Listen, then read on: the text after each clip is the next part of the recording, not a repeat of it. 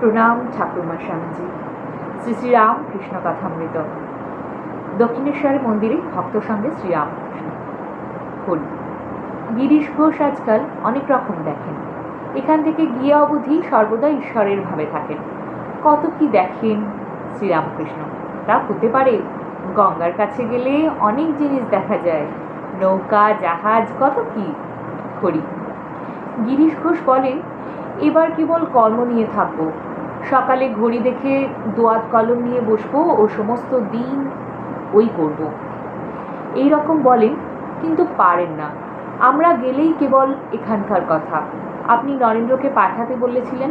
গিরিশবাবু বললেন, নরেন্দ্রকে গাড়ি করে দেব। 5টা বাজিয়াছে। ছোট নরেন বাড়ি যাইতেছেন।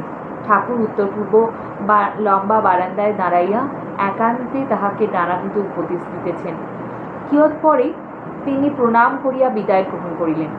অন্যান্য ভক্তেরাও অনেক বিদায় গ্রহণ করিলেন।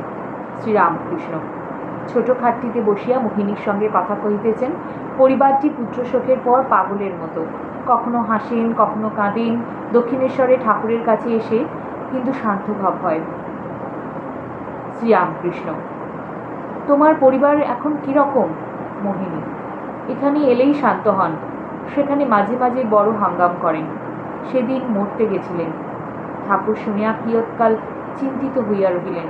মোহিনী বিনীতভাবে বলিতেছেন, আপনার 2-1টা কথা বলে দিতে হবে। শ্রীরামকৃষ্ণ, রাঁধতে দিও না, ওতে মাথা আরও গরম হয়।